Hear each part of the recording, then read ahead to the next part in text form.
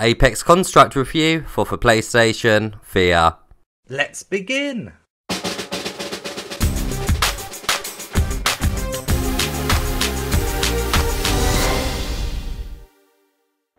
First up, let's take a look at the gameplay. In this game you are the last human alive and must fight off robots while solving puzzles. To move around the world you can use complete free movement or teleportation. There is smooth turning and angle turning. If you play using free movement, you will still need to teleport from time to time, like when you need to climb up some ledges. Your main weapon is a bow. You have to actually pull an arrow back and release it to fire it. It's very responsive and aiming is precise. If you have used a bow and arrow in a VR game before, you know exactly what to expect. Over the course of the game, you will unlock new arrow types. These are basic arrows, electricity arrows, and explosive arrows. All these types are useful against certain enemies. The electricity arrows stun enemies and also disable their shields briefly. You don't get unlimited arrows of electricity or explosive though, and must wait for them to recharge. This slows down the combat greatly, especially when you are facing a shield enemy and must wait for your electricity arrows to replenish. It does become annoying if you run out. You have to be very precise when aiming at the enemy because their hit detection is quite small. It's not too bad when they are close to you, but when they are far away, it seems a little bit unfair, especially when the arrows do appear as if they are making contact. Most enemies shoot at you. To protect yourself you have a shield which is found on your bow. It does feel quite cool to bring it up suddenly to defend yourself, but after a while it does get into a bit of a boring rhythm. Shoot, block, repeat, all thanks to the simple AI patterns. When enemies are killed, they drop RP. RP serves as the game's currency. If you die, you will lose all the RP you picked up. This really adds to the intensity of each fight, as you won't be simply returning to a checkpoint. The RP can be spent on upgrading your equipment at a workbench, which is found at your home. It's a very basic upgrade system, but the inclusion of it really makes you dread dying, as you may very well lose the chance to upgrade your bow, arrow types, or shield. Also found in your home is a database of messages that you have read on computer terminals, and also the main map screen, which is where you will select a mission to embark upon.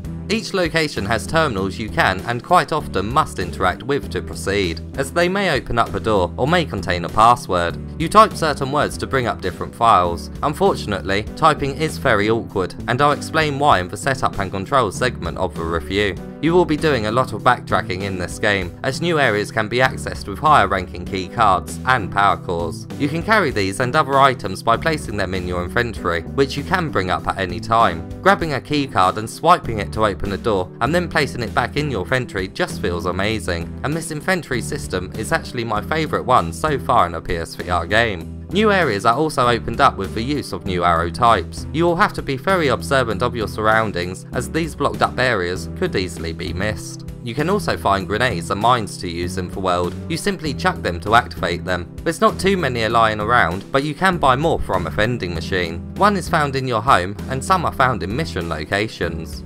Now let's take a look at how immersive this game is.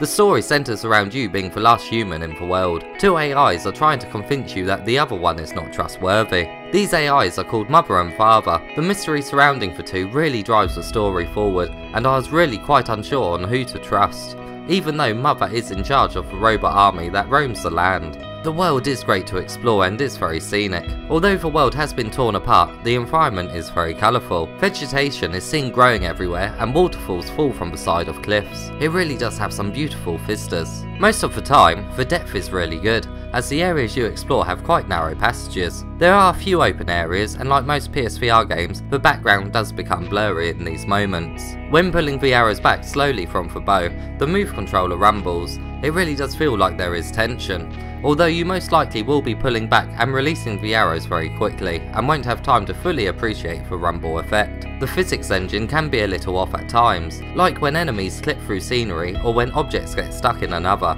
It was only visually displeasing though, and never caused me to have to restart from a checkpoint. It doesn't happen most of the time, but it is noteworthy. When reading notes or computer screens, the text is always easily readable, which is obviously brilliant considering a lot of the world's lore is told in text form. When you kill an enemy, the arrows that were stuck inside it drop to the floor. They make a very satisfying impact sound.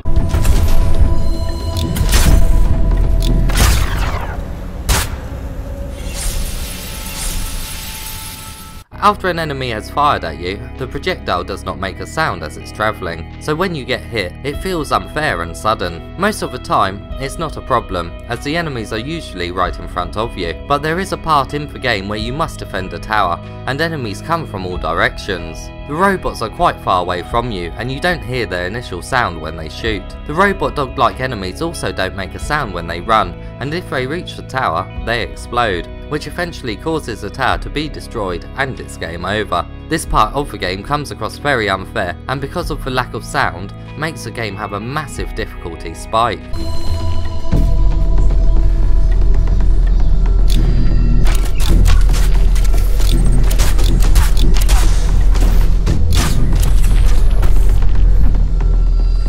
The voiceovers are very well done, and the deep and slightly croaky voice of Father really adds to the setting and mystery of the world.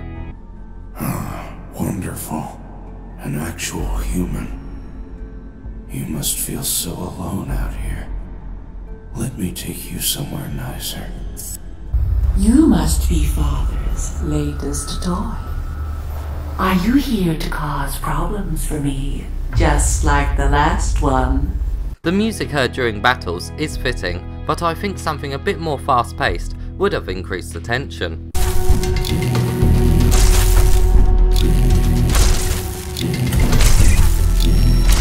Now let's take a look at the setup and what controllers the game supports.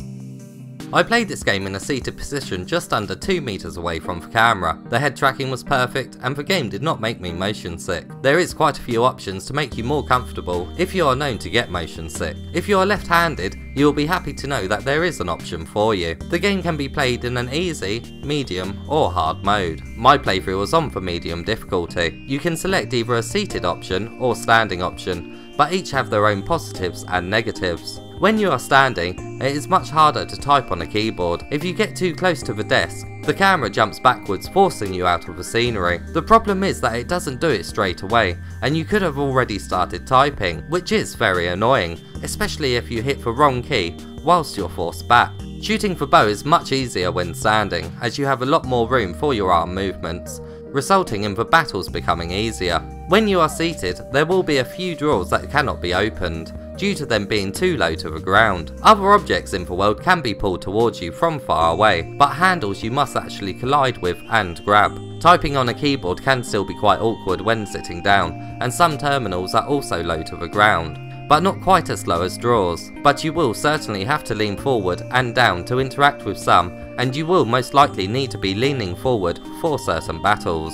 Overall, I found being seated to be the better option, as there is a lot of typing in this game, and being pushed back far away from the terminal over and over again was really frustrating. This game is played with 2 move controllers, the other controllers are not supported. Now let's take a look at the length of the game and what trophies come with it. It will take around 5.5 hours to beat, but your game time will vary quite a bit depending if you get stuck, or find a battle quite difficult to complete. You can add a bit of time onto that if you are seeking to collect every secret in the game. In total there is 15 trophies that can be achieved. There is 13 bronze, 1 silver, and 1 gold. A lot will unlock over the course of the game, including ones that are tied to using weapons. The most time-consuming ones are for finding all the collectibles in the game, which is a great addition and does entice you to explore every nook and cranny of each location. Overall, the trophies are what you would expect from this type of game, and achieving all of them shouldn't be too much of a challenge, especially as there is none that are tied to the different difficulty modes. And now it's time for the verdict. There is a lot to enjoy in this game, but it's held back by its flaws. Typing on computer terminals is really troublesome, and it greatly hurts wanting to find out more about the story. Eventually, if I didn't have to use a terminal to progress, I would ignore it altogether, which was a real shame, as I really was interested in knowing more about Mother and Father and what had happened to the world. Opening up new areas with new items really does encourage exploration, but when the game forces you to do so, and you have to go back to areas you have already been to just to unlock a single door and grab an item inside, it really does seem like filler. And although the enemies were placed in different locations, it just isn't exciting enough. I actually used the teleport system instead of the free movement, just to navigate the area again more quickly. I really hope this game gets some patches in the future, because there is a brilliant game here. There is very fun shooting and exploration to be had, but at the moment, the frustration will likely outweigh the enjoyment.